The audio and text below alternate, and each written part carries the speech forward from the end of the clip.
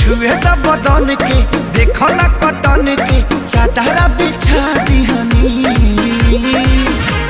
बलम जी मन पी